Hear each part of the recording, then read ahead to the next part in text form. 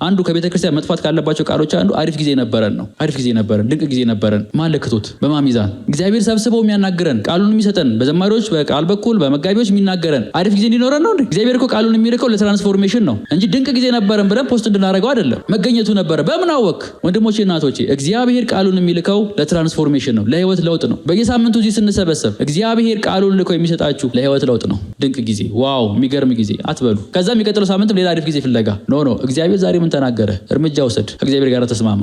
አለቀ። የፍቅርና የርህራሄ አምላክ ስለሆነ ይህን ተናገረን። የሚፈልገውን እንድናቅ እግዚአብሔር እናደረገ።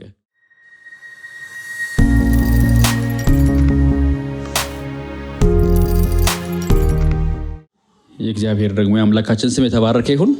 ሰላም ለእናንተ ይሁን። ጌታ ደግሞ ዕድሉን ሰጥቶን ዛሬም ቅዱስ ቃሉን አብረን እንድንማር ፈቃዱ ስለሆነ እግዚአብሔርን እናመሰግናለን።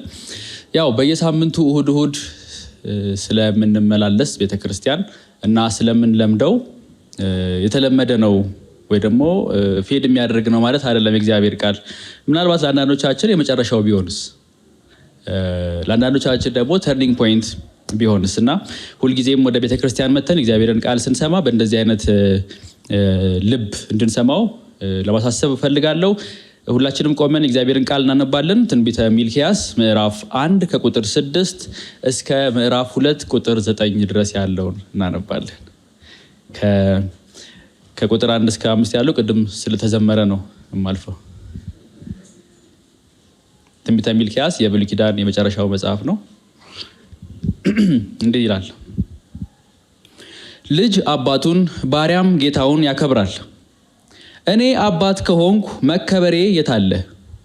ጌታስ ከሆንኩ መፈራቴ የታለ? ይላል እግዚአብሔር ጸባኦት።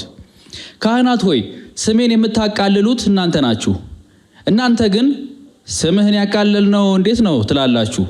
በመሠዊያዬ ላይ የረከሰ ምግብ ታስቀምጣላችሁ። እናንተ ግን ያረከስን እንዴት ነው አላችሁ። የእግዚአብሔር ገበታ የተናቀ ነው በማለታችሁ ነው። የታወረውን እንስሳ ለመስዋዕት ስታቀርቡ ያ በደል አይደለምን? አንካሳውን ወይም በሽተኛውን እንስሳ መስዋዕት አድርጋችሁ ታቀርቡ ያስ በደል አይደለምን?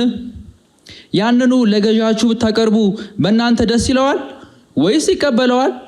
ይላል እግዚአብሔር ጸባኦት። አሁን ግን እንዲራራልን እግዚአብሔርን ለምኑ። እንደዚህ አይነቱን መስዋዕት ይዛችሁ ስትቀርቡ ይቀበላችኋል? ይላል እግዚአብሔር ጸባኦት። በመሠዊያዬ ላይ ከንቱ እሳት እንዳታነዱ ምን ነው ከእናንተ አንዱ የቤተ መቅደሱን ደጅ በዘጋ ኖሮ። እኔ በእናንተ ደስ አይለኝም፣ ከእጃችሁም ምንም አይነት ቁርባን አልቀበልም፣ ይላል እግዚአብሔር ጸባኦት። ከፀሐይ መውጫ ጀምሮ እስከ መግቢያዋ ድረስ ስሜ በሕዝቦች መካከል የከበረ ይሆናል። በየስፍራውም ሁሉ ለስሜ ዕጣንና ንጹሕ ቁርባን ያቀርባሉ። ስሜ በሕዝቦች መካከል የከበረ ይሆናልና፣ ይላል እግዚአብሔር ጸባኦት። እናንተ ግን የእግዚአብሔር ገበታ እርኩስ ነው፣ ምግቡም የተናቀ ነው በማለት ታቃልላላችሁ። ደግሞም ይህ ድካም ነው በማለት በንቀት ጢቅ አላችሁበት፣ ይላል እግዚአብሔር ጸባኦት። በቅሚያ የመጣውን አንካሳውንና የታመመውን እንስሳ ቁርባን አድርጋችሁ ስታቀርቡ ከእጃችሁ መቀበል ይገባኛልን? ይላል እግዚአብሔር። በመንጋው ውስጥ ተቀባይነት ያለው ተባት በግ ኖሮት ይህንኑ ሊሰጥ ተስሎ ሳለ በማታለል ነውር ያለበትን እንስሳ ለጌታ የሚሰዋ ርጉም ይሁን። እኔ ታላቅ ንጉሥ ነኝ፣ ስሜም በሕዝቦች ዘንድ ሊፈራ የሚገባ ነውና፣ ይላል እግዚአብሔር ጸባኦት። አሁንም ካህናት ሆይ ይህ ማስጠንቀቂያ ለእናንተ የተሰጠ ነው። ባትሰሙ ልባችሁንም ስሜን ለማክበር ባታዘጋጁ እርግማን እሰድባችኋለሁ፣ በረከታችሁንም ወደ መርገም እለውጠዋለሁ። ልታከብሩኝ ልባችሁን አላዘጋጃችሁምና ረግሜዋለሁ፣ ይላል እግዚአብሔር ጸባኦት። ዘራችሁን እገሥጻለሁ፣ የመስዋዕታችሁን ፋንድያ በፊታችሁ ላይ በትናለሁ፣ እናንተም ከእነርሱ ጋር ትወገዳላችሁ። ከሌዊ ጋር የገባሁት ኪዳን ይጸና ዘንድ ይህን ማስጠንቀቂያ የላኩት እኔ መሆኔን ታውቃላችሁ፣ ይላል እግዚአብሔር ጸባኦት። ከእርሱ ጋር የገባሁት ኪዳን የሕይወትና የሰላም ኪዳን ነበር። እነርሱንም የሰጠሁት ይህም ክብርን አመጣ፣ እርሱም አከበረኝ፣ ስሜንም በመፍራት ጸና። እውነተኛ ትምህርት በአፉ ነበረ፣ ምንም አይነት የሐሰት ነገር በአንደበቱ አልተገኘም። ከኔ ጋራ በሰላምና በቅንነት ተራመደ፣ ብዙዎችንም ከኃጢአት መለሰ። ካህኑ የሁሉ ገዥ የእግዚአብሔር መልእክተኛ ስለሆነ ከንፈሮቹ ዕውቀትን ሊጠብቁ ሰዎችም ከአንደበቱ ትምህርትን ሊፈልጉ ይገባል። እናንተ ግን ከመንገዱ ወጥታችኋል፣ በትምህርታችሁም ብዙዎችን እንዲሰናከሉ አድርጋችኋል። የሌዊን ኪዳን አፍርሳችኋል ይላል እግዚአብሔር ጸባዖት። ስለዚህ በመንገዴ ስላልሄዳችሁና በትምህርታችሁም አድሎ ስላደረጋችሁ በሰዎች ሁሉ ፊት እንድትናቁና እንድትዋረዱ አድርጊያችኋለሁ። ይህ የእግዚአብሔር ቃል ነው። እንቀመጣለን። ለእግዚአብሔር ክብር አምጡ ሲባል ብዙ ጊዜ የምናጨበጭበው ለምንድን ነው የሚል ጥያቄ አለኝ። አሁንም ታጨበጭቡ ነበር አይደል? ለእግዚአብሔር ክብር አምጡ፣ ክብር እናምጣ ሲባል የሚቀናን ጭብጨባ ነው። ጠያቂውም ኤክስፔክት የሚያደርገው እሱን ነው። ተጠያቂውም ያለኝ ይሄ ነው ብሎ የሚሰጠው እሱን ነው። ሪሊ ግን የእግዚአብሔር ፍላጎት፣ የእግዚአብሔር ጥያቄ ጭብጨባ ነው። የሚያጨበጭብለት ሰው ነው የሚፈልገው እግዚአብሔር። የሚዘምርለት ሰው ነው የሚፈልገው እግዚአብሔር። ቅድም ስሻም ሲናገር እንደነበረው የእግዚአብሔር ቋንቋ ይገባናል ወይ? ምንድን ነው የሚፈልገው እግዚአብሔር? ደበረኝ፣ አስጠላኝ፣ ዘጋችሁኝ፣ በቃ ዞር በሉልኝ እያለ አይ እናገለግልሃለን፣ አይ እንፈልግሃለን ማለት በቃ አልፈልግም አለ እኮ። በግድ ምንድን ነው? ወይም ደግሞ በማይፈልገው መንገድ እግዚአብሔርን ለማገልገል መሞከር ንቀት አይደለም ወይ? ትዕቢት አይደለም ወይ? ይሄ እግዚአብሔር ዛሬ በዘመናችን ብቻ ሳይሆን በብሉይ ኪዳን ታሪክ ውስጥም እንደምናውቀው በተለይ እስራኤልን ከጠራበት ጊዜ ጀምሮ እስራኤል እንደዚህ ስታንገላታው፣ ይቅርታ ለዚህ ቃል ግን ስለሆነ ነው፣ ስታሰቃየው፣ ስትንቀው የነበረ አምላክ ነው። ፍቅሩና ምሕረቱ እጅግ ብዙ ስለሆነ ነው የታገሳት። እግዚአብሔር እስራኤልን ከጠራት በኋላ ሕዝቡን በያዕቆብ ለአብርሃም በገባው ተስፋ ቃል መሰረት የያዕቆብን ትውልድ ከጠራ በኋላ እና ወደ ከነዓን ባስገባቸው ጊዜ በተዘረጋች ክንዱ ከፈርዖን ክንድ አስመልጧቸው፣ ከፈርዖን ጦር አድኗቸው፣ በዛም ደግሞ የሚኖሩበትን አዲስ ማህበር ሰጥቷቸው የሱ ልዩ ሕዝብና ቅዱስ ካህናት እንዲሆኑለት ነበር ሐሳቡ። ለዚህም ነው በዙሪያቸው ከነበሩ የከነዓን ሕዝቦች ፌርዛውያን፣ ያቡሳውያን፣ ኬጢያውያን ከሚባሉት ሁሉ የተለየ የህይወት ስርዓት እንዲኖራቸው ስለሚፈልግ ያንን ሁሉ ህግ ሰጣቸው። ህጉ ሳምንታዊ ፕሮግራም ማካሄጃ አይደለም። ህጉ ዕለታዊ መርሃ ግብር መምሪያም አይደለም። ህጉ የዓመት እቅድም አይደለም። ህጉ ላይፍ ስታይል ነው። እግዚአብሔር የሚፈልገው የህይወት መንገድ ይሄ ነው። በዚህ መንገድ ኑሩ። ስለ ልብስ ተናግሯል፣ ስለ እርሻ ተናግሯል፣ ስለ አመጋገብ ተናግሯል፣ ስለ ወንድና ስለ ሴት የተለያዩ ሁኔታዎች ተናግሯል። ስለ እያንዳንዱ ነገር ዲቴል የተናገረው እግዚአብሔር በጣም ሪጅድ ስለሆነ አይደለም፣ ጥበበኛ ስለሆነ ነው። የህጉም ዓላማ ሰዎች በዙሪያቸው ያሉ ህዝቦች አይተው የኑሮ ላይፍ ስታይላችሁን አይተው የኑሮ ዘያችሁን አይተው አምላካቸው እንዴት ጠቢብ ነው ብለው ወደዚህ ይመጣሉ። የምፈልገው እሱን ነው። ስለዚህ እናንተ እንደዚህ በመኖር ሌሎችን ትማርካላችሁ፣ ሌሎችን ታመጣላችሁ። ዓለምን የማዳን ታሪኬን በእናንተ በኩል እሰራለሁ አለ። እግዚአብሔር ሲመርጥ ግን በቁጥር ብዙ ህዝብ ስለነበርክ አይደለም፣ በኃይልም ችሎታ ስለነበረ አይደለም። በቃ እንደዚህ ስለወደደ ነው የመረጠ። የተመረጥከው ግን ይህን እንድታደርግ ነው፣ በዙሪያ ያሉ ህዝቦችን እንድጠራ ነው የሚል ነበር እግዚአብሔር ጥሪ። እንደምታውቁት ታሪኩን እስራኤል በዚህ ጥሪዋ ስትንገታገስ ነው የኖረችው። አንዴ ሲሳካ፣ አንዴ ሲፈርስ፣ አንዴ ሲሳካ፣ አንዴ ሲፈርስ። ጭራሽ ክላይማክሱ የደረሰው ምንድን ነው? ለሌሎች ብርሃንና ጨው መሆን የሚገባት እስራኤል የሌሎች አሕዛብ አማልክትን አምጥታ ማምለክ ጀመረች። እግዚአብሔር በተደጋጋሚ በነቢያቱ በኩል ማስጠንቀቂያ ላከ። እረፊ፣ ትክክል አይደለም፣ አይገባም፣ ህዝቤ ሆይ ተመለሱ የሚል ጥሪዎችን ተናገረ ለብዙ 100 ዓመታት። እናም ባልሰሙት ጊዜ እግዚአብሔር ለፈለጓቸውና ለጠሯቸው ባዕዳን አማልክት ህዝቦች አሳልፎ ሰጣቸው። በአሦር ተማረኩ፣ በባቢሎን ተማረኩ። መታሰቢያ እንዳይኖራቸው ሆነው ከምድራቸው ተነቀሉ። የራሳቸው ምድር የላቸውም፣ የራሳቸው እርሻ የላቸውም፣ የራሳቸው ሰብል የላቸውም፣ የራሳቸው መኖሪያ ቤት የላቸውም። በሰው ሀገር ስደተኛና መጻተኛ ሆነው መኖር ጀመሩ። እግዚአብሔር እንደዚህ ብሎ ነበረ በነቢዩ ኤርምያስ ምዕራፍ 19 ላይ ለእናንተ የማስባትን ሀሳብ እኔ አውቃለሁ፣ ፍጻሜና ተስፋ ሰጣችሁ ዘንድ የሰላም ሀሳብ ነው እንጂ ክፉ አይደለም። ይሄ ሀሳብ ምንድን ነው? ለ70 ዓመት በሰው ሀገር ትማረካላችሁ፣ በምርኮ ምድር ትኖራላችሁ። እዛ ምድር ላይ ስትኖሩ የራሳችሁ ነገር የላችሁም፣ የራሳችሁ ባህል የላችሁም። በሰዎች ባህል ተውጣችሁ ነው፣ በሰዎች ባህል ውስጥ ነው የምትኖሩት፣ የሰዎች ባሪያ ነው የምትሆኑት። ነገር ግን እኔን ታስቡኛላችሁ። እግዚአብሔርን እኮ በድለነው ነው እንደዚህ የሆነ ነው፣ እግዚአብሔርን ስላሳዘነ ነው የደረሰብን። ማረሚያ ቤት ማለት ነው። ስታረማላችሁ ከሰታችሁ የዛን ጊዜ ላይ በገባሁት ቃል መሰረት ወደ ምድራችሁ መልሳችኋለሁ ከ70 ዓመት በኋላ። የእግዚአብሔር በጎ ሐሳብ፣ የእግዚአብሔር መልካም ሐሳብ ይሄ ነው፣ እንድትማረኩ ማድረግ ነው። ምርኮ ግን እንድትጠፉ አይደለም፣ እርሱ እንድታውቁት ነው አላቸው። እናም ከ70 ዓመት በኋላ እግዚአብሔር እንደተናገረው በእዝራ በነህምያ በኩል ህዝቡን ወደ ምድሩ መመለስ ጀመረ እና እግዚአብሔር ይህንን ህዝብ ተመልሶ በምድሩ ላይ እንዲቆም እና የራሱ የአምልኮ ስርዓት በመከተል እንደገና የተጠራበትን ሚሽን ሪስቶር እንዲያደርግ እግዚአብሔር እድሉን አመቻቸ። እነዚህ የተማረኩት ህዝቦች ብዙ ነገሮችን አጥተው ነበረ። ቤተ መቅደሱ ፈርሷል። እንደ ድሮ እንደሚታወቀው በጣም ማግኒፊሰንት የነበረ በጣም በርካታ ካህናት የሚያገለግሉበት አልነበረም። ስለዚህ ቤተ መቅደሱ ይሰራ ተባለ። የህዝቡ ሞራል በጣም ላሽቋል። ስለዚህ እንደገና እግዚአብሔር መፍራትን የሚያስተምራቸውን ካህኑን ዕዝራን ሰጣቸው። በዚህ እግዚአብሔር ህዝቡን ሪስቶር እያደረገ ሳለ ነብዩ ሚልኪያስ የሚባለው የመጨረሻው ነብይ በብሉይ ኪዳን ከመጥምቁ ዮሐንስ በፊት ማለት ነው። እርሱ ይህንን መልእክት ለህዝቡ ተናገረ። ህዝቡ የነበረበት ሁኔታ ይሄ ነው። ነብዩ ሚልኪያስ ይህን መልእክት ሲናገር መጽሐፉ የተዋቀረው 4 ምዕራፍ ነው እንደምታውቁት። ነገር ግን 6 ጥያቄዎች አሉት። እግዚአብሔር ለህዝቡ ያቀረባቸው 6 ክሶች ማለት እንችላለን። እግዚአብሔር ይከሳል። ድሮ ትምህርት ቤት ስንማር ተማሪዎች አስተማሪ ካስተማረ በኋላ ጥያቄ ካላችሁ ጠይቁ እንባላለን እና ተማሪው ጸጥ ሲል አስተማሪው እሺ እኔ ልጠይቅ ነው ይላል። የዛን ጊዜ አስተማሪው ጥያቄ ከበድ ስለሚል ላይመለስም ስለሚችል ደግሞ አንተ ብሎ ስለሚጠራ ቶሎ ብለን እጅ እናውጣና እንጠይቃለን። የኛ ጥያቄ አስተማሪው እንዳይጠይቅ ማዳፈኛ ነው። ቀጥሎ እንዳይመጣ ያም ይጠይቃል ስሙንም ስልኩንም ይጠይቅ ይኖራል። አንዳንድ ጊዜ በማህበራችን ውስጥ የእግዚአብሔርን ድምጽ ላለመስማት የምናዳፍናቸው በርካታ ተግባራት አሉ። እንትኑን ጌታዬ ላንተ እኮ ነው እያልን ብዙ የምናወራቸው ነገሮች አሉ። ኧረ አዳምጡኝ አንዴ የሚልበት ጊዜ አለ እግዚአብሔር። ይሄ መጽሐፍ 6ቱም ክሶች እግዚአብሔር እስራኤል ላይ የነበረውን ተቃውሞ ወይም ቅርታ የሚናገርባቸው ናቸው። 6 ናቸው። እኔም ዛሬ የምናተኩረውን አብረን የምናየው አንዱ ላይ ነው። ምንድነው እግዚአብሔር ጥያቄ? እግዚአብሔር ጥያቄ አለው። በዚህ ነው የሚጀምረው። ልጅ አባቱን ባሪያም ጌታውን ያከብራል። እውነት ሐሰት?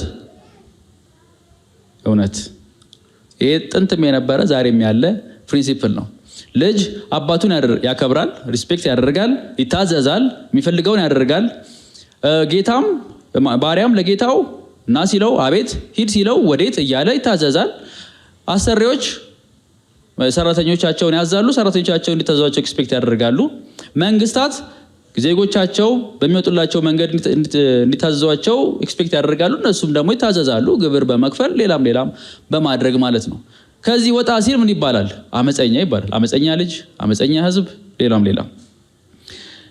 እሺ እኔ ለእስራኤል ምንድን ነኝ? አባት። እግዚአብሔር ለእስራኤል ምንድን ነው? አባት ነው። ከግብፅ ተጥለሽ ሳለሽ አይደል? በምድረ በዳ ላይ ተጥለሽ ሳለሽ አነሳሁሽ፣ የራሴ ያደረግኩሽ። እንደ አባት ተንከባክቦ አሳደገ። በምድረ በዳ መራቸው። ምግብ ሲያስፈልጋቸው ምግብ ይሰጣቸው።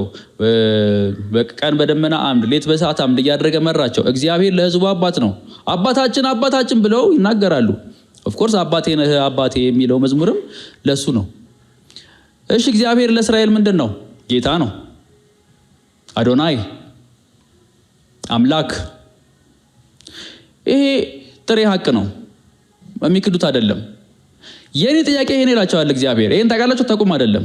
እኔ አባት ከሆንኩኝ መከበሬ የት አለ? የአባትነቴ እኮ መገለጫው፣ የአባትነቴ መለያው መከበሬ ነው። ጌታ ከሆንኩኝ፣ የእናንተ አምላክ ከሆንኩኝ የት አለ መፈራቴ?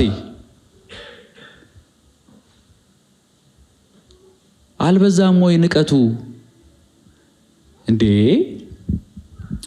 አባት ትሉኛላችሁ። አባዬ የሚል ክሊፕም መዝሙርም አልበምም አላችሁ፣ መጽሐፍትም አላችሁ። የእግዚአብሔር አባትነት የሚል መጽሐፍም ይኖራችሁ ይሆናል። የእግዚአብሔርን አባትነት ጠዋትና ማታ ታውጁት ይሆናል። የት አለ ግን መፈራቴ? እኔን እኮ አባት ያሰኘኝ እኮ መፈራቴ ነው። ጌታ ኢየሱስ ብሎታል ይሄን ማቴዎስ ላይ። ጌታ ሆይ ትሉኛላችሁ፣ ጌታ ሆይ ትሉኛላችሁ።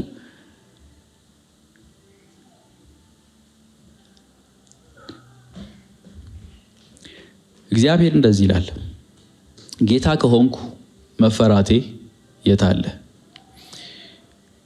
ወንድሞቼ እና እህቶቼ፣ ይሄ ጥያቄ የቀረበው ለካህናት ነው። እግዚአብሔርን ያቀረበው ለፌርዛውያን አይደለም፣ ለአሶራውያን አይደለም፣ ለባቢሎናውያን አይደለም፣ ለእስራኤላውያን ከእስራኤልም ካህናት ለሆኑት ናቸው። በጣም ቅርብ ናቸው ለእርሱ ለአገልግሎቱ ማለት ነው። እግዚአብሔር ቤተ መቅደስ አለ። በቤተ መቅደሱ በአደባባዩ ላይ የሚያቀርቡ አሉ፣ በቅድስት የሚያቀርቡ አሉ፣ በቅድስተ ቅዱሳን ገብተው የሚያገለግሉ ካህናት አሉ። በጣም ቅርብ ናቸው እነዚህ ሰዎች ለእግዚአብሔር። ለዚህም ነው ዘሌዋውያን ምዕራፍ 16፣ 17፣ 18 ስለ ካህናት የተሰጠው መመሪያ በጣም ዲቴል ነው። ከሚለብሱት ልብስ አንስቶ እያንዳንዷ ልብሱ ላይ ስለምትሰራው ዲዛይን የሚናገረው ነገር ዲቴል ነው። ያንን ሲያደርግ እግዚአብሔር የአንድ ምንድነው የፋሽን ሾው ትርኢት ላይ የፋሽን ዲዛይነር እንደዛ ውብ ልብስ ለማሰኘት አይደለም። እያንዳንዱ የልብሱ ቀለም ራሱ የእሱን ባህሪ የሚናገር ነው። ካህኑ እዛ ቦታ ላይ ቆሞ ሲያገለግል እግዚአብሔር እነዛን ባህሪያት ለሕዝቦች እያስተዋወቀ ነው፣ እያሳየ ነው። እናንተ ካህናት ሆይ ስሜን የምታቃልሉት እናንተ ናችሁ። ስሜ የተዋረደው በባቢሎናውያን አይደለም። ስሜ የተዋረደው በአሶራውያን አይደለም። ስሜ የተዋረደው በእስራኤላውያን ሊያውም በእስራኤል ካህናት ነው። ለእግዚአብሔር ቅርብ ናቸው በሚባሉ ሰዎች ነው።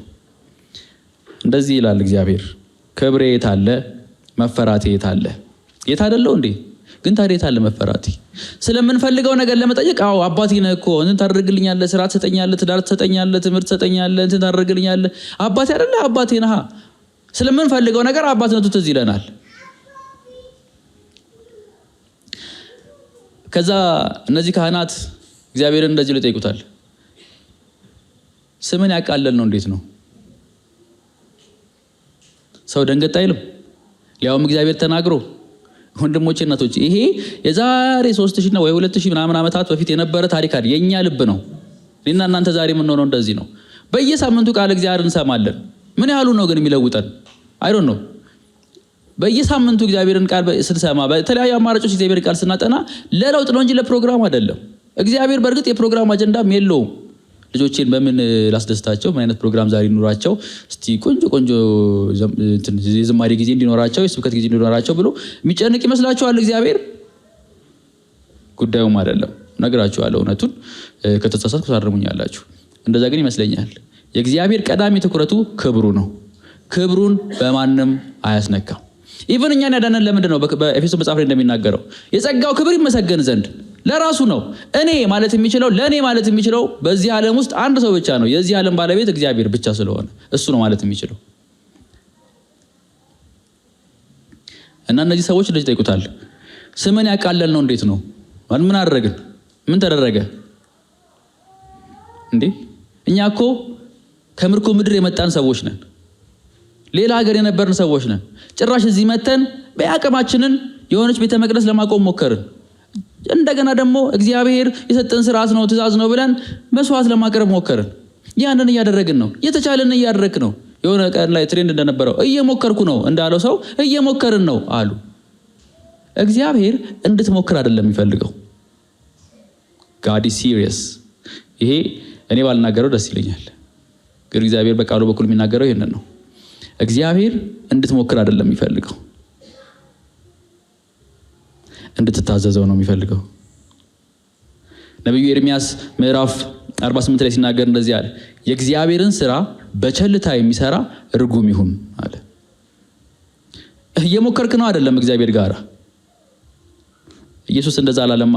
እናንተን ለማዳን እየሞከርኩ ነው አላለም። he came and died፣ ሞተ ስለ ኃጢአተኞች።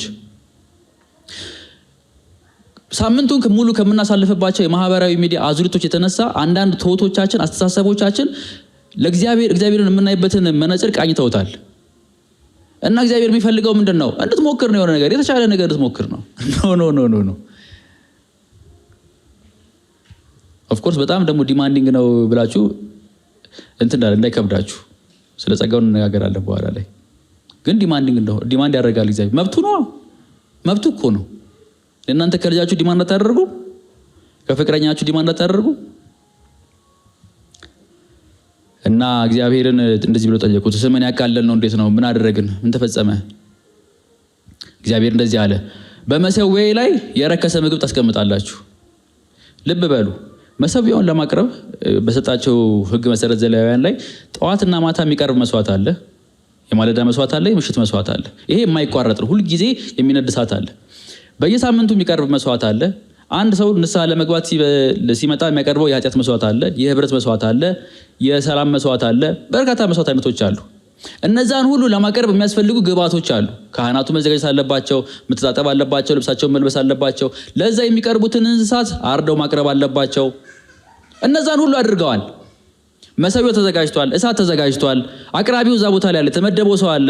ዛሬ አንተ ነህ ተረኛ የተባለው። በደንብ ኦርጋናይዝድ ለማድረግ ሞክረዋል ነውም ደግሞ። እግዚአብሔር ግን የፈለገው መሰዊያው ላይ የሚቀርበውንና የሚያቀርበውን ሰው ልብ ነው። እናንተ እንደዚህ ታደርጋላችሁ፣ ያቃለላችሁኝ የሆነ ነገር ስላልሞከራችሁ አይደለም። ከነጭራሹ ኢግኖር ብታደርጉማ ይሻለኝ ነበር አለ። ያቃለላችሁኝ መሰዊያው ላይ መቅረብ የሌለበትን ነገር ታቀርባላችሁ። እንዴት ነው ያረከስን እባክህ አሉት። እንዴት ነው ያረከስከው? እኛ ይሄንንም እንዴት እንዳመጣ ነው እኛን የምናውቀው የሚሉ ይመስለኛል። ከምርኮ የመጡ ህዝቦች ስለሆኑ ገና በሀብትም በምንም አልተደራጁ። እቺንም ተመስገን በል ብለው እግዚአብሔርን የሚናገሩት ይመስለኛል። ድፍረት ነው፣ ትዕቢት ነው። በቃላችን እንደዚህ አንጽፈው ማለት አንናገረውም እንጂ የኔና የናንተ ህይወት ምልልስ ይሄ ይመስለኛል። ቢያንስ ለራሴ መናገር እችላለሁ። በቃላችን አንናገረውም። አነሰ እንደ እቺን ያህል ከጸለይኩ አይበቃም? እቺን ያህል ካነበብኩ አይበቃም? እቺን ያህል ለአንድ ሰው ለመንገር ወንጌልን ከሞከርኩ አይበቃም? ኧረ እናት ስንት ስራ አለብኝ የሚሉ ይመስለኛል። ያረከስን እንዴት ነው? ያቃለልን እንዴት ነው? ቁጥር 7 ላይ የእግዚአብሔር ገበታ የተናቀ ነው በማለታችሁ ነው። ይሄ ስቴትመንት በባነር አልተለጠፈም።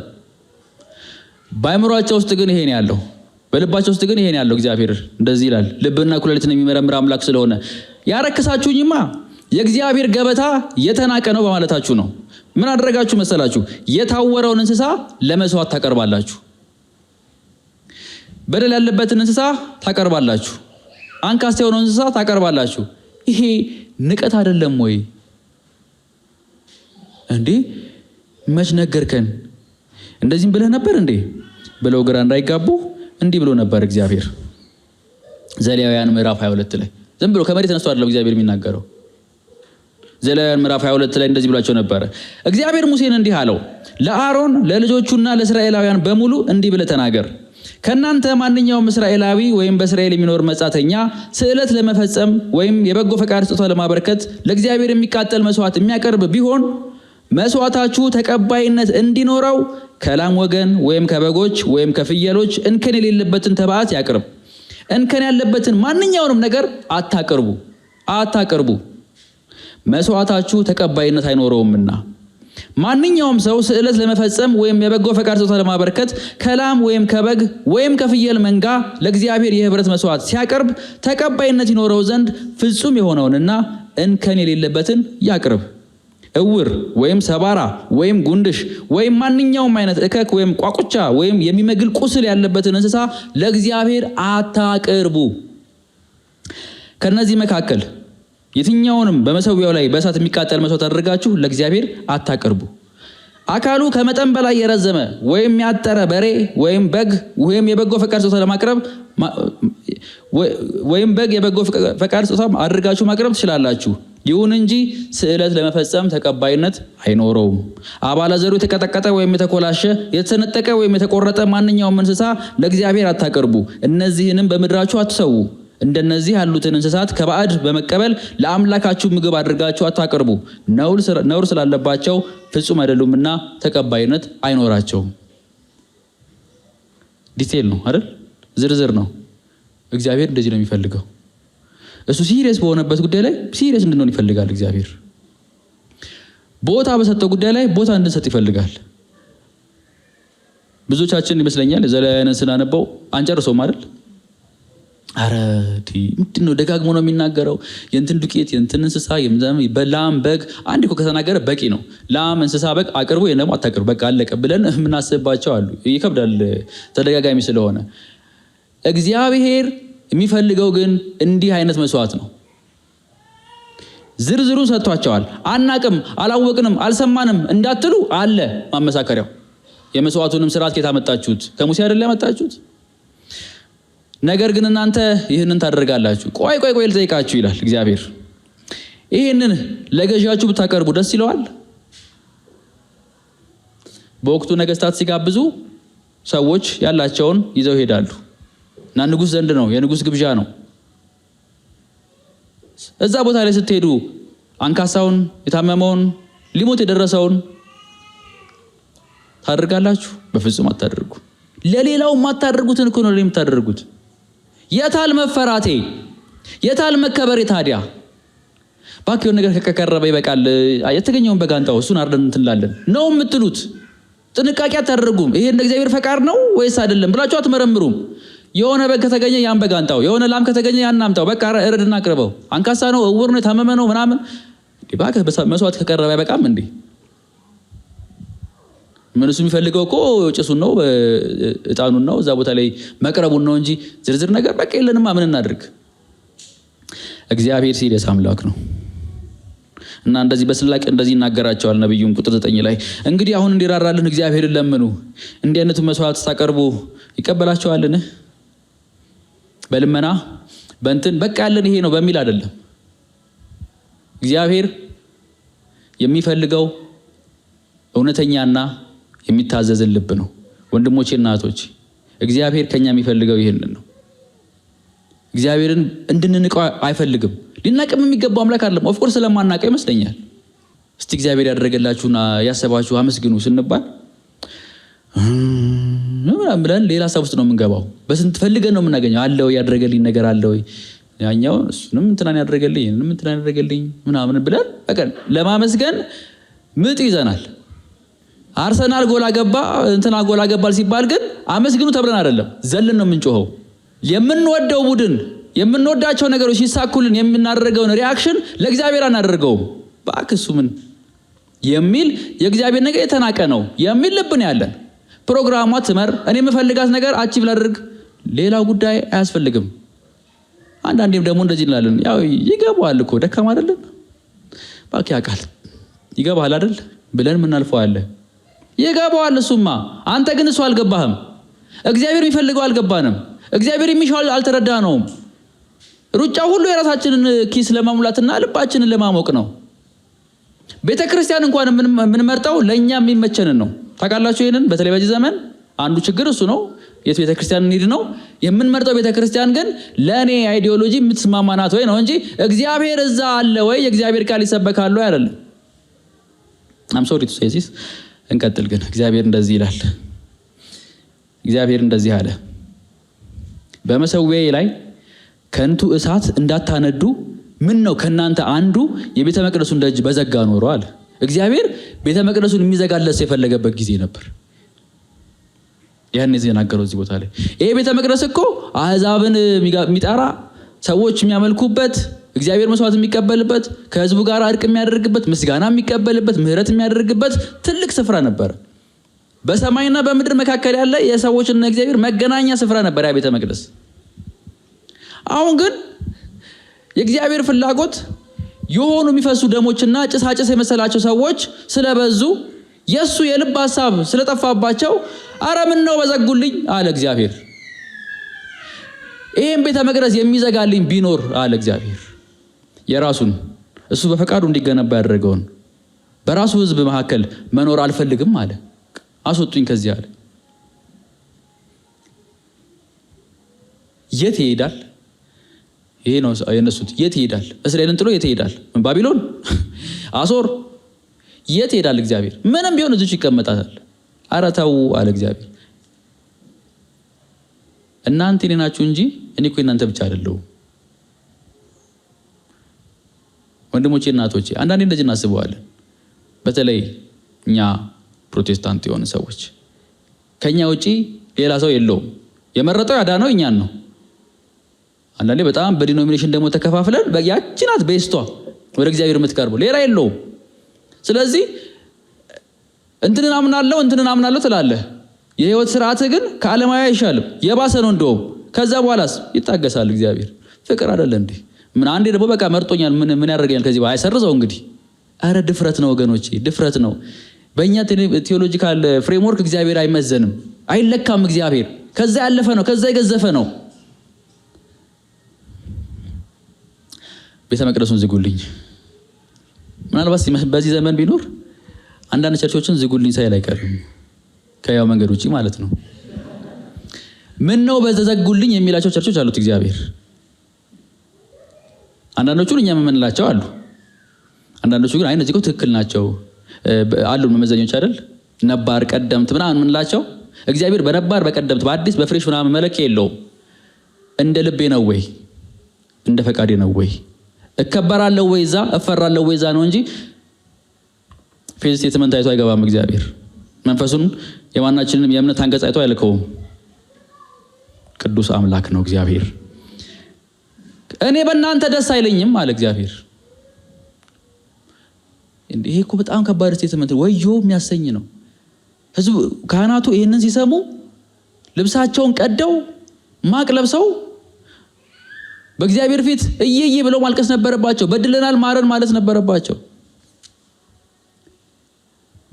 እግዚአብሔር እኔ ከዚህ ቀደም አላስታውስም ኢንዲቪጁዋሊ ጠርላቸው ሰዎች ነበሩ። ህዝቡን ግን ሊያውም ካህናቱን በቃ በእናንተ ደስ አይለኝም፣ አልወዳችሁም፣ አልፈልግም እዚህ ቦታ ላይ ይመስለኛል። ከእጃችሁም ምንም አይነት ቁርባን አልቀበልም አለ፣ አልፈልግም። እግዚአብሔር ምንድነው የሚፈልገው ተብሎ ሲጠየቁ መስዋዕቱ መቅረብ መዛነፍ የለበትም፣ በሰዓቱ መቅረብ አለበት፣ የሚያቀርበው ሰው ከሌ መሆን አለበት፣ ሌዋዊ ከዛ ነገድ የሆነ ሰው መሆን አለበት፣ ልምድ ያለው እንደዚህ የሚያደርግ ምናምን የሚሉት አላቸው። ልክኛ እንደምንለው ማለት ነው። ፕሮግራሙ እንዳይዛነፍ እንዳይቀር እሁድ ዘማሪዎች በሰዓታቸው ቃል የሚያከፍለው ሰው እከሌ በሰዓት እንድትደርስ እናንተም እንዳትቀሩ እንትን ቀን ፕሮግራም አለን። ኢቭን አሁን እንኳን ቁጭ ብለን እግዚአብሔርን ቃል የሰማን በሚቀጥለው ሳምንት የሚኖረውን እናስባለን። የዛሬ 3 ወር ያዝነውን ፕሮግራም እናስባለን። እንትን ቦታ ያለውን ኮንፈረንስ እናስባለን። ወንድሞቼ እናቶቼ እግዚአብሔር አልፈልግም አልገኝም ብሎ ብትጮ ላንቃ ነው እንጂ የሚበጠሰው ህይወትን አትካፈልም። ለጌታ ነው እየተባለ ኮንሰርት ይደረጋል። ለጌታ ነው እየተባለ ኮንፈረንስ ይደረጋል። ለጌታ ነው እየተባለ ይታተማል ብዙ ነገር። አራ አስጠላችሁኝ ደበራችሁኝ ይላል በዘመኑ አማርኛ እግዚአብሔር። እግዚአብሔርን አስቀይመነዋል። በጣም ኢሞሽናል እንደማሮን ተስፋ አደርጋለሁ። ግን በዚህ ቴክስት ውስጥ እግዚአብሔር በጣም ኢሞሽናል ነበር። ማለት እግዚአብሔር አልፈልግም፣ አልቀበልም፣ አታጨብጭቡልኝ፣ አዘምሩልኝ፣ አተሰብሰቡ ሲል ማለት ነው።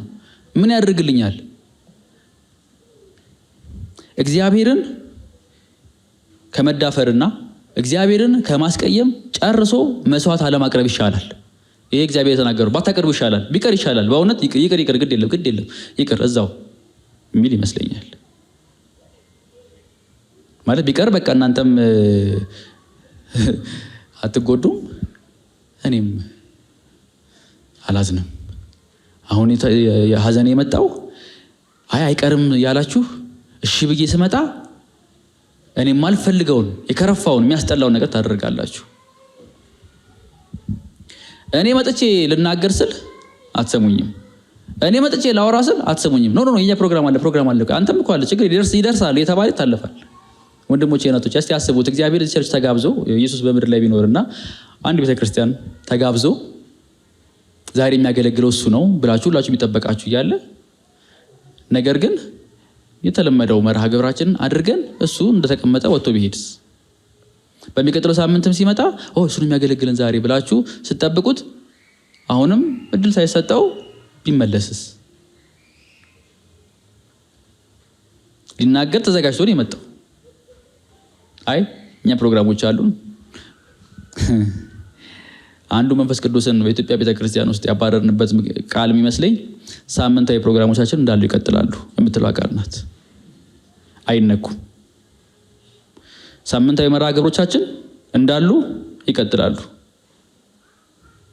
ለውጡ ይለናል አይለንም? አንሰማማ። ደንቡ አይፈቅድልንም። መተዳደሪያው እንትኖቻችን ልማዶቻችን አይፈቅዱልንም።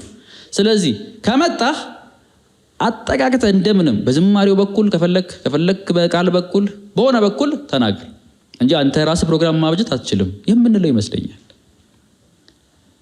ይሄ ንቀት አይደለም ወይ ነው እንግዲህ? እግዚአብሔርን አለመፍራት አይደለም ወይ? እግዚአብሔርን አለመታዘዝ አይደለም ወይ? በህይወታችሁ ውስጥ በግል በቤተክርስቲያን ስላወራሁት ነው። በግል ህይወታችን እግዚአብሔርን እንዴት ነው ትሪት የምናደርገው? ለእንትና የሚሆን ጊዜ አለኝ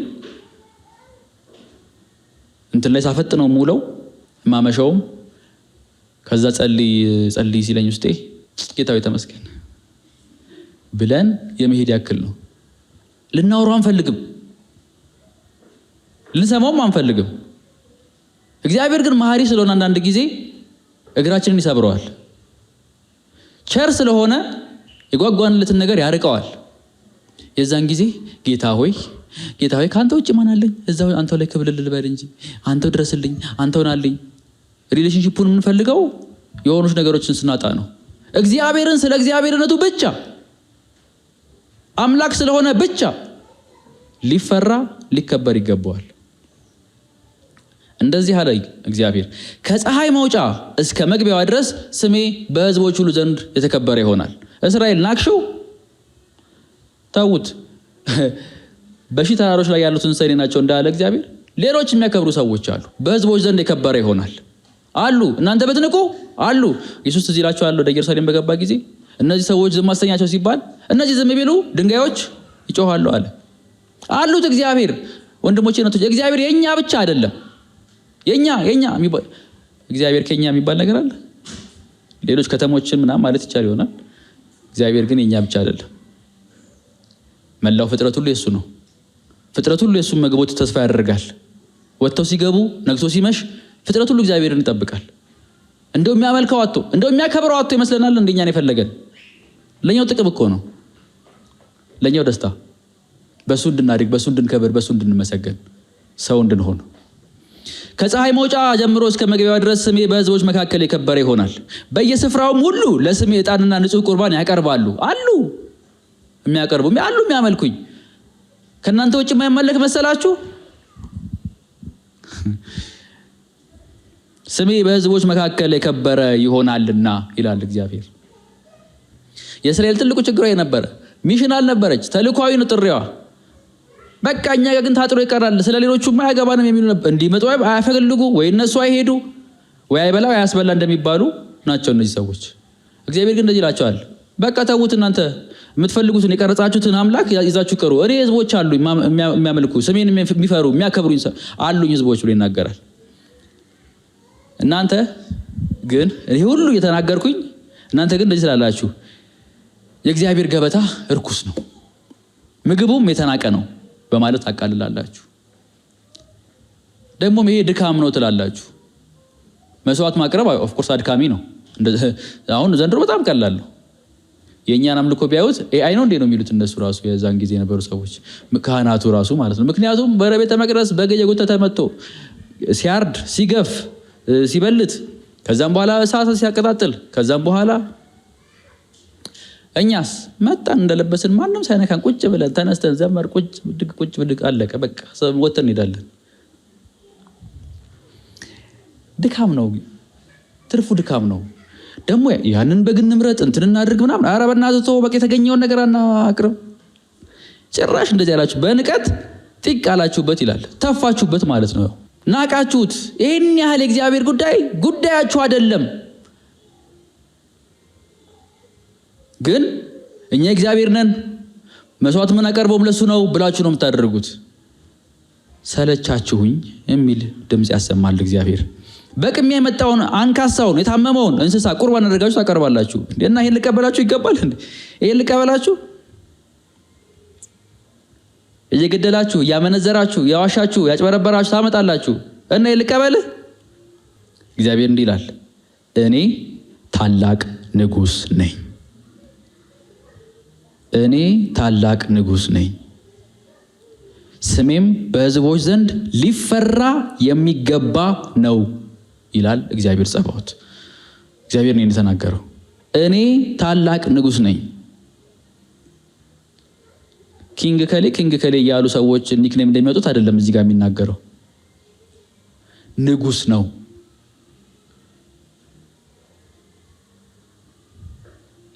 ስሜ ሊፈራ የሚገባ ነው።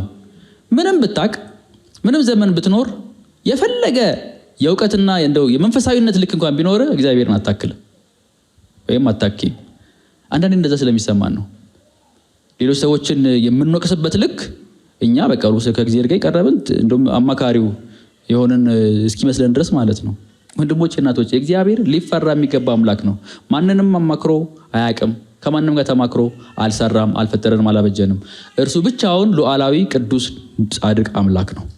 ስሜ ሊፈራ የሚገባ ነው፣ እኔ ንጉሥ ነኝ። አሁንም ካህናት ሆይ ይሄ ማስጠንቀቂያ የተሰጠው ለእናንተ ነው። ይደግምላቸዋል።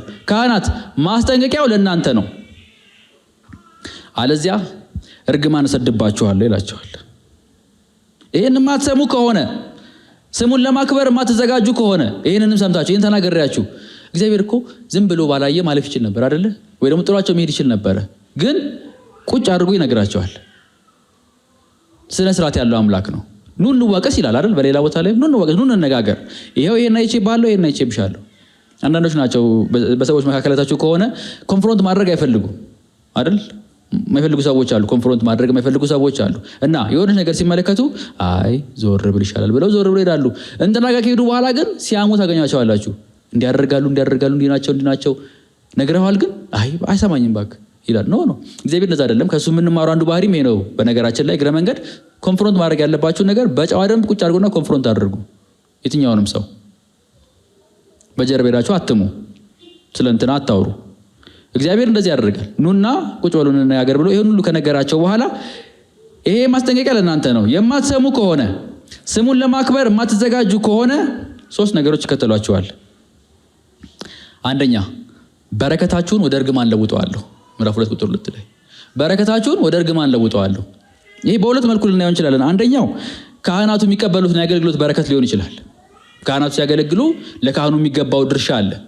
ያንን ወደ እርግማን ቀይረዋል። አለዚያም ደግሞ ካህናቱ የሚባረኩት ቡራኬ አለ ከነሱ የሚቀበል ህዝቡ። ትዝ ካላችሁ ዘኍልቍ ምዕራፍ 6 ላይ ያለው እግዚአብሔር ይባርክህ ይጠብቅህ፣ እግዚአብሔር ፊቱን ያብራልህ ይራራልህ፣ እግዚአብሔር ፊቱን ይመልስልህ ሰላሙን ይስጥህ የሚል ቡራኬ አለ ካህናት ሁሉ የሚባረኩት። ይሄንን ወደ እርግማን ቀይረዋል ማለት ነው። ሰው ፕሮግራም መጥቶ ቤተ መቅደስ ተገኝቶ ያመልካል። ከዛ ካህኑ እንዲህ ብሎ ይባርከዋል፣ እግዚአብሔር ይባርክህ ይጠብቅህ። እግዚአብሔር ይሄንን ወደ እርግማን ይቀይረዋል፣ አልጠብቅህም። ፊቱን ያብራልህ፣ አላበራልህም፣ አላይህም። ይራራልህ፣ አራራልህም። ፊቱን ይመልስልህ፣ አልመልስም። ሰላሙን ይስጥህ፣ ሰላም አልሰጥህም። እንደዚህ አድርጌ ቀይረዋለሁ ይላል። ሰውየው አሜን አሜን ብሎ ይላል የካህኑን ድምፅ ሰምቶ። እግዚአብሔር ግን ይህንን ብሎታል ወይ ነው ጥያቄው። የምንካፈላቸው ቆንጆ ፕሮግራሞች አሉ አይደለም። ጥያቄው በዛ ውስጥ የእግዚአብሔር መንፈስ አለ ወይ ነው። ስለዚህ እግዚአብሔር እንደዚህ ይላል፣ በረከታችሁን ወደ እርግማን ቀይሩ። ታገኛላችሁ ግን አይጠቅማችሁም። ሐጌ ላይም እንደዛ ነው ለሚናገረው። የእግዚአብሔር ቤት ፈርሶ እነሱ የራሳቸውን ቤት ይሰሩ ነበረ። ከምርኮ የተመለሱ ህዝቦች ናቸው። እነዚህም ጊዜው ነው ወይ የእግዚአብሔር ቤት ፈርሶ እናንተ የራሳችሁን ቤት ለመስራት? ለበሳችሁ ግን ይበርዳችኋል፣ በላችሁ ግን አልጠገባችሁም። ገንዘባችሁን ከተታችሁ በኮረጆ ውስጥ፣ ነገር ግን በቀዳዳ ኮረጆ እንደማስቀመጥ ነው። የት እንደገባ ሰላቢ ምናምን ትላላችሁ። እኔ ነኝ ያደረኩት አቴንሽናችሁን ስለምፈልግ ነው። በረከታችሁን ወደ እርግማን እለውጠዋለሁ። ያልተቋረጡ እውቀቶች፣ የበዙ ሀብቶች ሊኖራችሁ ይችላሉ። አይጠቅሟችሁም፣ ግን እንዳይጠቅሟችሁ አደርገዋለሁ። ጠቢቡ እንደሚናገረው እግዚአብሔርን ከመፍራት ጋር ያለች ጥቂት ነገር በቂ ናት። እግዚአብሔር መፍራት በሌለበት ቦታ ላይ ያለ ስብና ቅቤ ይልቅ እግዚአብሔርን ከመፍራት ጋር ጎመን በልቶ ማደር ይሻላል ይላል አይደል? ምሳሌ ላይ በቂ ነው። ሲባርክ እንደዛ ነው እግዚአብሔር። ምንም በሌለበት ቦታ ላይ ለሚፈሩት፣ ቅን ለሆኑት፣ ለሚታዘዙት ሰዎች የእግዚአብሔር ገበት የተናቀ ነው ለሚሉት፣ ጥቅ ለሚሉበት ግን በረከታችሁን ወደ እርግማን እለውጠዋለሁ። ትሰራለህ፣ ታገኛለህ፣ ግን ዜሮ። ሁለተኛው ዘራችሁን እገስጻለሁ ይላቸዋል። የእናንተ ብቻ አይደለም፣ ይሄን በማድረጋችሁ ዘራችሁን፣ ተተኪ ትውልድ የሚባል ነገር የለም። የክህነት አገልግሎቱ ጄኔሬሽናል ነው፣ ከትውልድ ወደ ትውልድ የሚተላለፍ ነው። አሁን ግን በእነዚህ አይነት መንገድ የምትቀጥሉ ከሆነ ለምን ትውልድ እሰጣችኋለሁ? ለመሰደብ፣ ለማዘን እኔ ትውልድ የሰጠኋችሁ እንደገና ነው ራሴ ለመሰደብ? በፍጹም አይሆንም። አልሰጣችሁም። ተተኪ የሚባል ትውልድ አይኖራችሁም። ዘራችሁን እገስጻለሁ ይላል። ሶስተኛው ቁጥር 3 ላይ እንደሚናገረው ከመስዋዕታችሁ ፋንድያ ጋር አስወግዳችኋለሁ ይላቸዋል። መስዋዕቱን እንደ ፋንድያ ነው የሚናገረው። እየሞከርኩ ነው ያሉበትን መስዋዕት ማለት ነው። ለእግዚአብሔር ነው ያሉት፣ ግን ደግሞ በቸልታ የሚያቀርቡት። ያ ማለት ከእንግዲህ እነሱ ለማገልገል ብቁ አይሆኑም ማለት ነው። የተመኩበት ያገልግሎት የተመኩበት ማንነት አይደንቲቲያቸው አልቀበለውም ይላል እግዚአብሔር። ከሌዊ ጋር የገባሁትን ኪዳን አስባለሁ።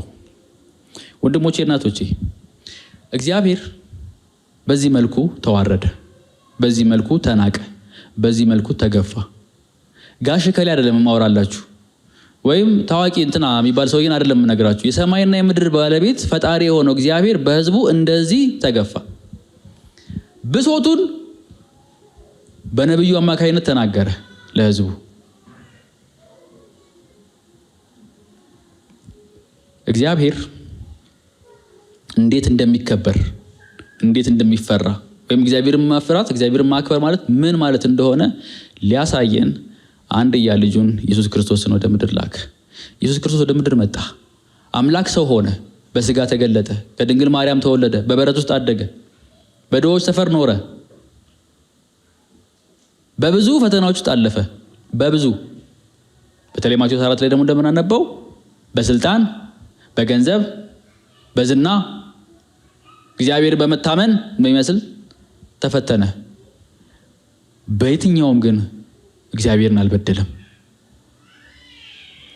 ምልልሱ ሁሉ፣ እርምጃው ሁሉ፣ ውሎው ሁሉ አባቴ ምን ይላል የሚለውን የአባቱን ፈቃድ ለማድረግ ነበር ይተጋይ ነበረው።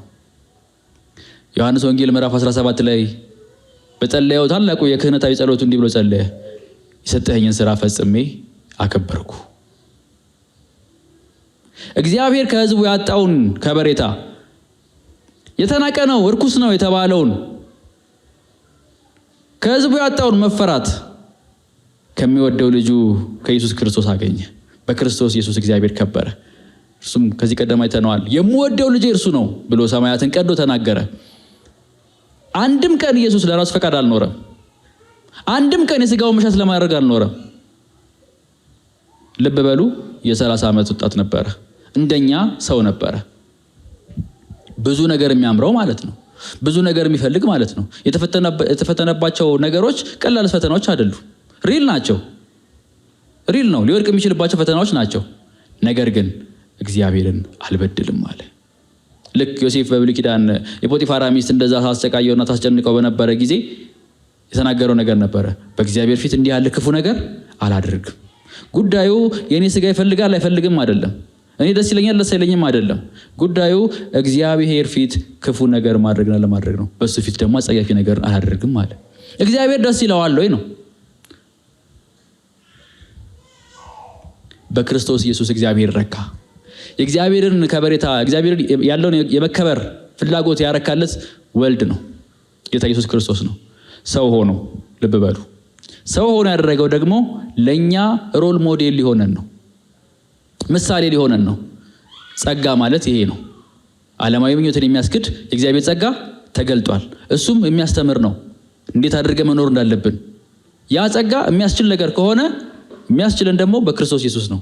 ሌላ ቦታ ላይ ይመጣ አይደለም። ኦፍ ኮርስ የጸጋ ሁሉ ምንጭ እሱ ስለሆነ በዘመኑ ቋንቋ ቱቶሪያል ቪዲዮ በሉት። ዩቲዩብ ላይ የሆነ ነገር ስትፈልጉ ገብተን ያልን አይደለ? እንዴት ነው የሚሰራው? አታዩም? እዚህ እሺ፣ ቱቶሪያል ይታያል። እንዴት ነው how to do this ነው ብለን ስለ የትኛውም ጉዳይ አለልን። እግዚአብሔርን ስለመምሰል ግን አንድ ቱቶሪያል ብቻ ነው ያለችን፣ አንድ ቻናል ብቻ ነው ያለው። እሱም ኢየሱስ ነው። go and look at it። ኢየሱስን ይዩት። እሱ አለ ዕብራውያን ጻፊ ሲናገር እዚህ ቱቶሪያል ላይ በደልን ነውርን ንቆ እስከ መጨረሻው ድረስ እስከ መስቀል ሞት ታግሶ አለፈ። እምቢ ማለትን ከሱ ተማሩ። ለእግዚአብሔር ብቻ ደግሞ እሺ ማለትን ከሱ ተማሩ። ከነ ፓስተር ከሌ ከነ ወንድም ከሌ ከነ ኢንፍሉዌንሰር ከሌ ከቲክቶኩ ከምናምኑ አይደለም። እነሱ ፎርጅድ ናቸው፣ አያዘልቁም። ይሞክሩ ነው እየሞከሩ ሊሆን ይችላል እነሱ። ኢየሱስ ግን እግዚአብሔር የረካበት ብቸኛ መስዋዕት ነው። እሱን ተመልክታችሁ አታፍሩ። እርሱ እሱ ጋር አቅም አለ። አልተቀየረም የእግዚአብሔር ፍላጎት አሁንም መስዋዕት አቅርቡ የሚለው አልተቀየረም። እንዴት ላቀርብ የሚለው ግን በጸጋ አይደለ በክርስቶስ ኢየሱስ ልክ እሱ እንዳደረገው ብሎ ተናገረ። ሮሜ ምዕራፍ 12 ላይ እንደዚህ ብሎ ይናገራል። በእግዚአብሔር ምሕረት አሳስባችኋለሁ ይሄንን ራሳችሁን ቅዱስና ሕያው መስዋዕት አድርጋችሁ አቅርቡ። መስዋዕት አልቀረም አሁንም ይቀርባል ማለት ነው። የእግዚአብሔር ፍላጎት አለ። 5 ነገሮችን እናያለን እንደ ካህን ልናቀርባቸው የምንችላቸውን 5 መስዋዕቶች በአዲስ ኪዳን። አንደኛው ሰውነታችን ነው። አሁን እዚህ ክፍል እንደምናየው ሮሜ ምዕራፍ 12 ሰውነታችሁን ይሄ ሰውነት ከጌታ የተሰጣችሁ የእግዚአብሔር ማደሪያ ቤተ መቅደስ ነው፣ አታርክሱት። የፈለጋችሁትን ቪዲዮ አትዩበት፣ የፈለጋችሁት የመጣላችሁን ቃል አትናገሩበት። አንደበታችሁ ቅዱስ ይሁን። የፈለጋችሁትን ነገር አታርጉበት እጃችሁን። ይሄ የእግዚአብሔር ቤተ መቅደስ ነው። ዲፋይል አታድርጉት፣ አታርክሱት፣ አታቃሉት። ይሄ ሰውነት የእግዚአብሔር ቤተ መቅደስ ነው። እንደውም ጳውሎስ ሮሜ ላይ ምንድነው የሚለው? ይሄ መንፈሳዊ አምልኳችሁ ነው። ወርሺፕ ይሄ ነው በየቀኑ ያለው በየቤታችን፣ በየትምህርት ቤታችን፣ በየስራ ቦታ ዋቴቨር በየለንበት ቦታ እዚህ ስንመጣ ለ2 ሰዓትና ለ3 ሰዓት በሚኖረን ቆይታ የምናቀርበው ተግባር አይደለም ወርሺፕ። መስዋዕቱ አሁንም አልቀረም። ምን እባክህ ምን ችግር አለው እያልክ በፖርኖግራፊ አእምሮን አታደንዝዘው። አቁም። እኔ ባህሬ ነው እባክህ እንደመጣልኝ ነው የምናገረው ብለህ አስለጥፍ ሰው ላይ ስድብ። በክርስቶስ ኢየሱስ የምታምን ከሆነ የክርስቶስ ተከታይ ከሆነ እሱ እንደዛ አልነበረም፣ እንደመጣለት አልነበረም የሚናገረው። ሌሎችም ኢየሱስ እንዴት ይኖር ነበር? ማቴዎስ ምዕራፍ 5-7 የእሱን የህይወት መንገድ ማየት እንችላለን። የተራራው ስብከት። ሌላው ገንዘባችን ነው። በገንዘባችን ፊልጵስዩስ ምዕራፍ 4:14 ላይ እንደዚህ ይላል።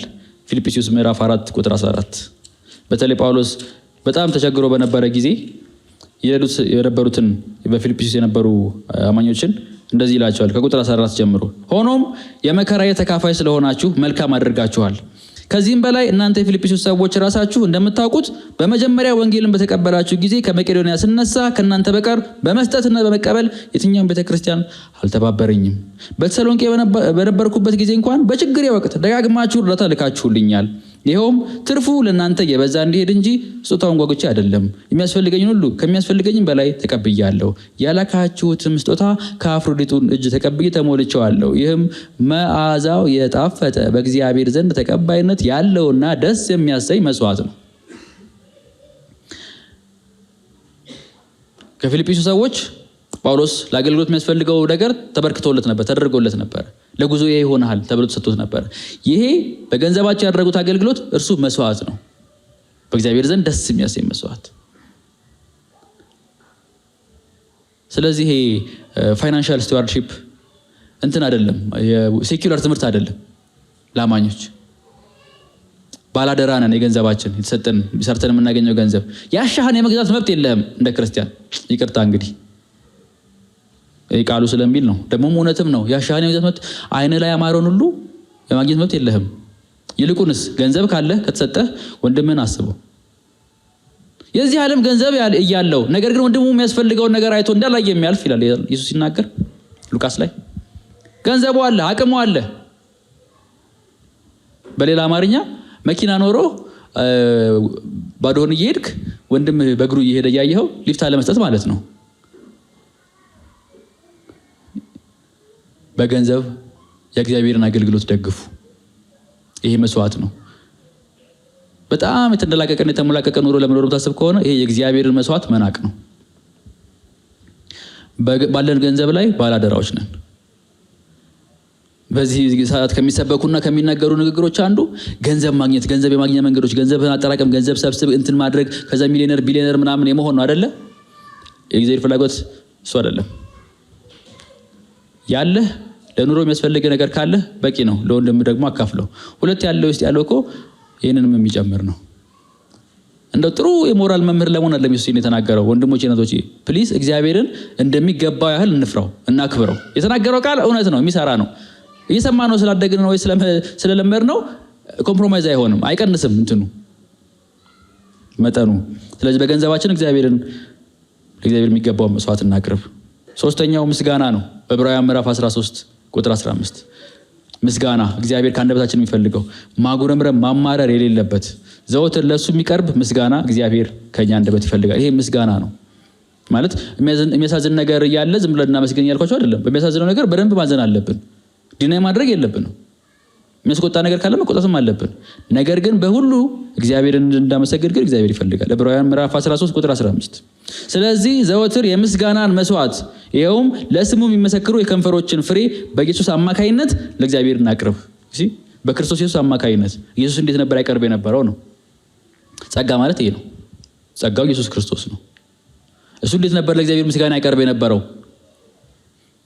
የመጨረሻዋን እንኳን ብናስታውስ በጌተሰማኒ የነበረውን ቆይታ ይሄ ነገር ከኔ ቅርብኝ የሚያስፈራ ነው ማልፈልገው ነው ብሎ በጣም በስሜት መናወጥ ውስጥ በነበረ ጊዜ ግን አባት ሆይ ያንተ ፈቃድ ይሁን፣ ያንተ ፈቃድ ይሁን። ለከንፈሩ የሚመሰክር ፍሬ ማለት ያንተ ፈቃድ ይሁን፣ አንተ ያልከው ይሁን። ወንድሞቼ እናቶቼ እኛ እንዲመቸን አይደለም የተጠራ ነው፣ በሱ እንድናርፍ ነው። ሌላ ነገር አንፈልግ። ሌላው እዛው ዕብራውያን ላይ እንደሚናገረው ለሌሎች ሰዎች መልካም ማድረግን ነው። ቁጥር 16 ላይ መልካም ማድረግንና ያላችሁንም ከሌሎች ጋር መካፈልን አትርሱ፣ እግዚአብሔር ደስ የሚሰኘው እንደዚህ ባለው መስዋዕት ነውና።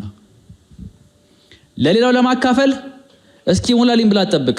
እግዚአብሔር መስዋዕት አቅርብልኝ ይልሃል። መስዋዕቱም ደግሞ ያለህን 10 ብር 5 አጠገብ ካለው ጋር መካፈል ነው። በቃ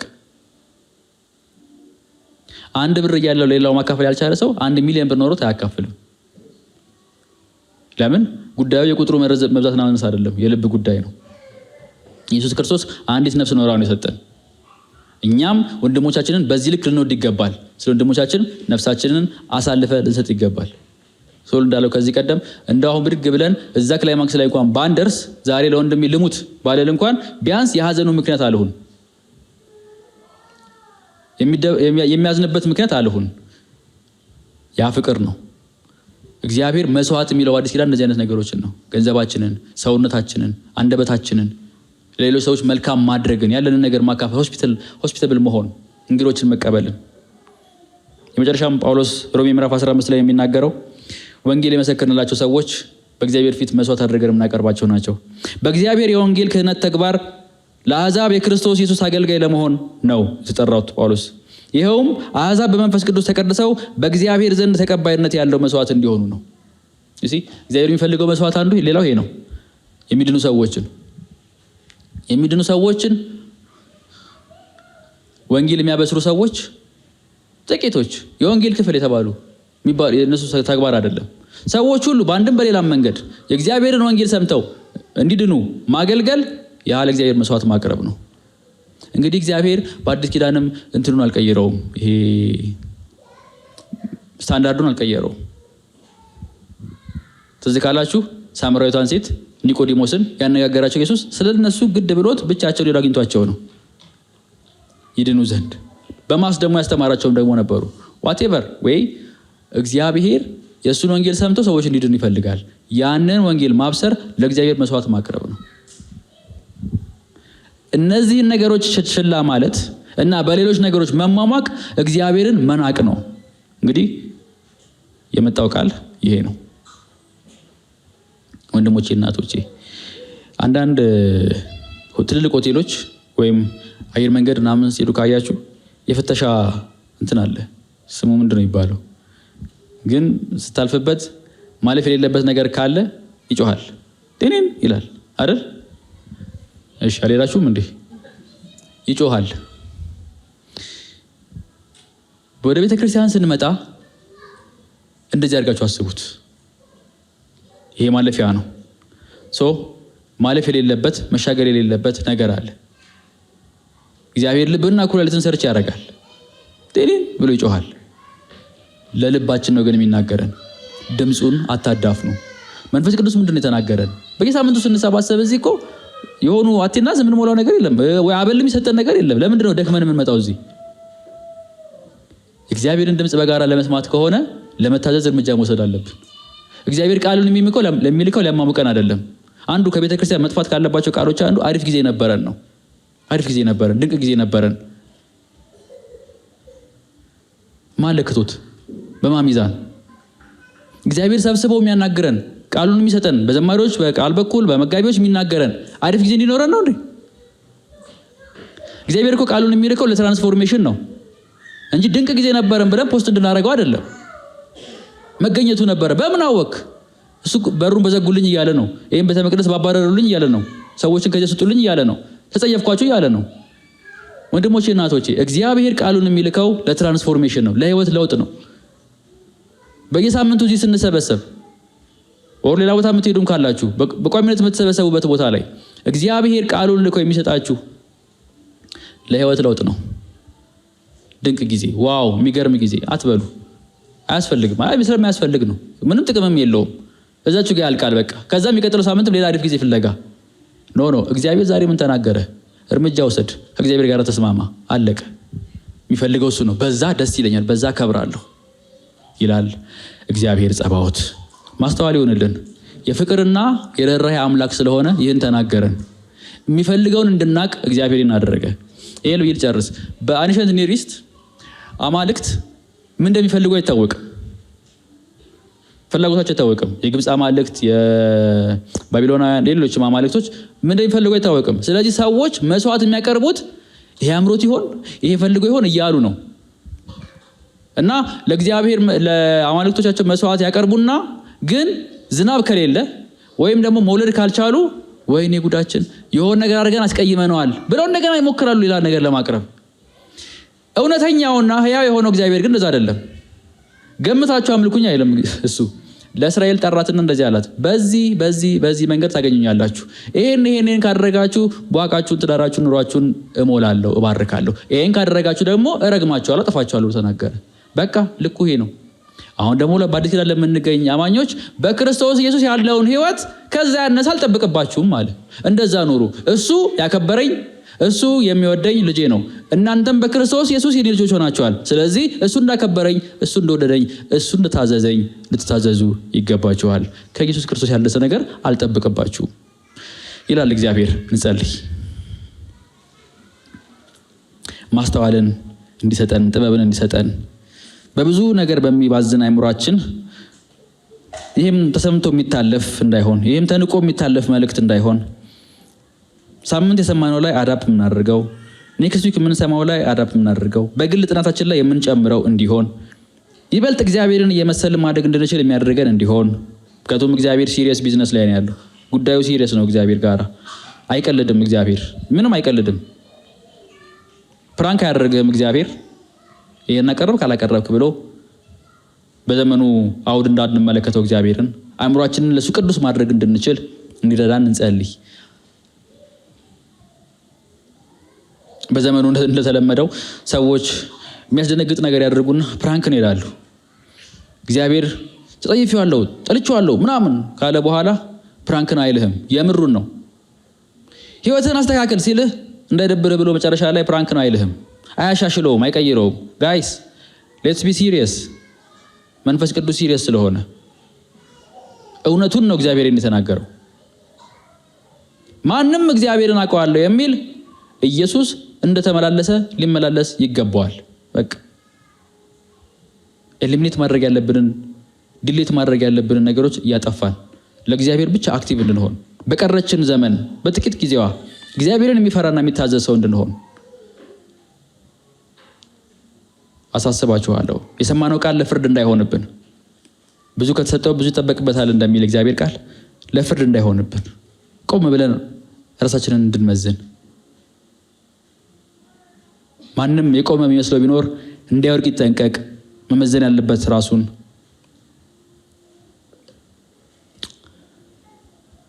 እግዚአብሔር በቃሉ ይህን ተናግሮናል። እርሱን የሚታዘዝ ሰው እግዚአብሔር ይፈልጋል። ይህ ሁሉ ሰው እያለ እግዚአብሔር ሰው የለኝም ሰው አጣው ሲል ምን ማለት ነው?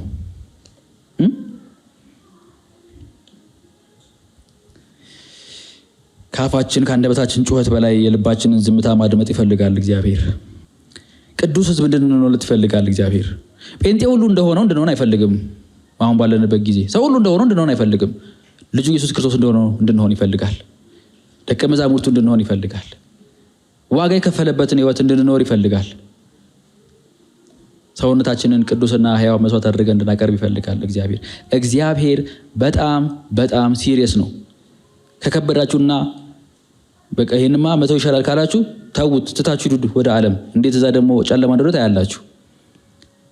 እግዚአብሔር ግን ሲሪየስ ነው። በእጆቹ ይዞ እየመከረ ማሳደግ ይችልበታል። ፈቃዱን መግለጥ ይችልበታል። ስትስት ዝም ብሎ አያልፍም። ያው ቆም አድርጎ ይነግራል።